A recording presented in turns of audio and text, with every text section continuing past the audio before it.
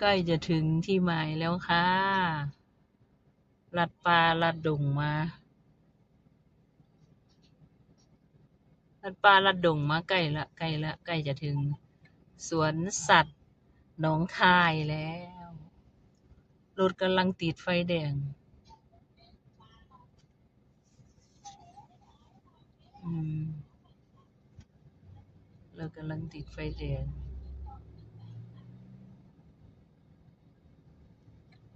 บ่ไกลกันนะคะบ่ไกลจากอำเภอบันผือเอ้าไฟแดงเส้นนี้คือบ่มีตัวเลข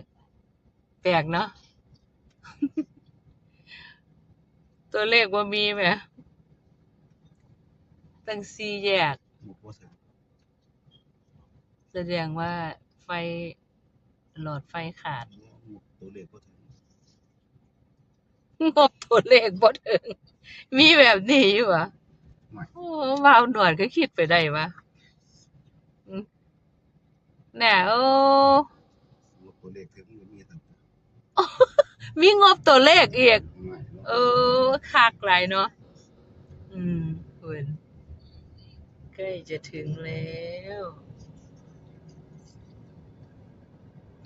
ด้วยบรรยากาศที่สวยงาม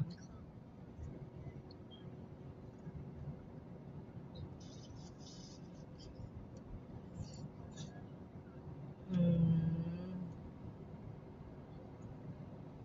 บรรยากาศดีเลยโอ้มันอยู่อันหยังก็พังพวนนี่ตัวน่ะเออเหรอเอาบ่แม่นเฮาสิไปออกอันนั้นบ่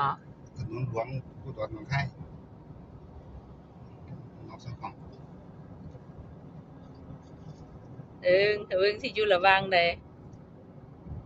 อืมไปเรื่อยๆค่ะไปเรื่อยๆ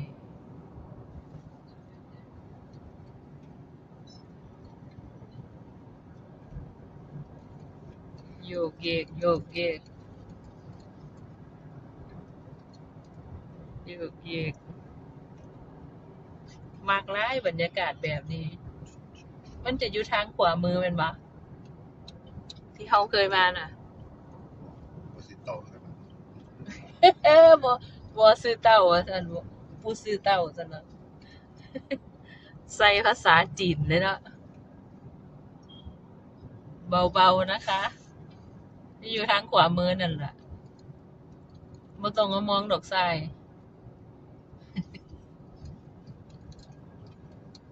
มองขวาไปเลยเ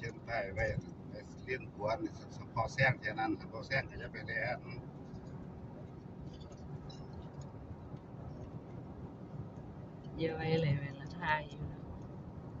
บรรยากาศดีสุดยอดท้องฟ้าโปร่งใสมื้อนี้บ่มีฝนดอกเบิ่งละงามปานยังบรรยากาศ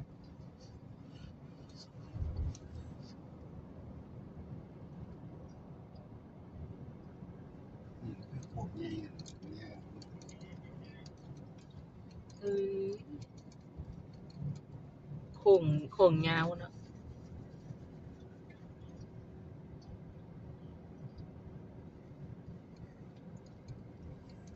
สิริอย่าบอกผิดนะ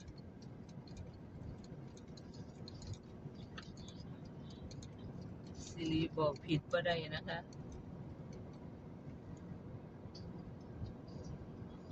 บ้านดอนหวายว่าซั่น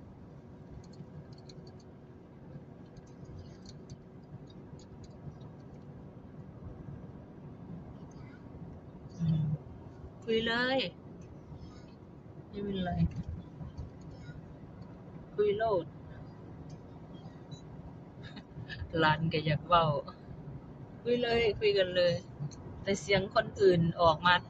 จากของเนียน่ะมันเยอะอะใกล้แล้วใกล้แล้ว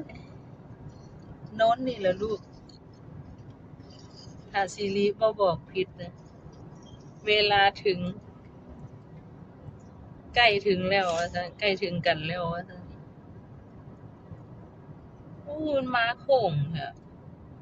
มันแม่นอยู่บ่ฉันเข้ามาท่าบ่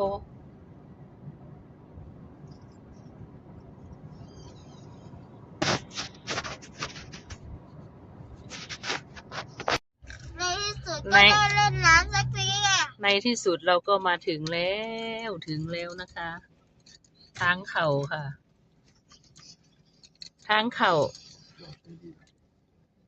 โฮมใหม่พุ่นเด้อหาหม้องจอดรถก่อนพี่น้อง เราเคยมาอยู่ทำไมจะหลง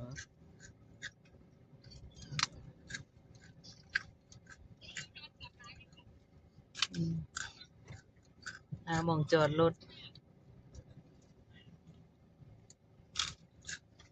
ขอบคุณทุกการรับชมนะคะ ถึงแล้วค่ะ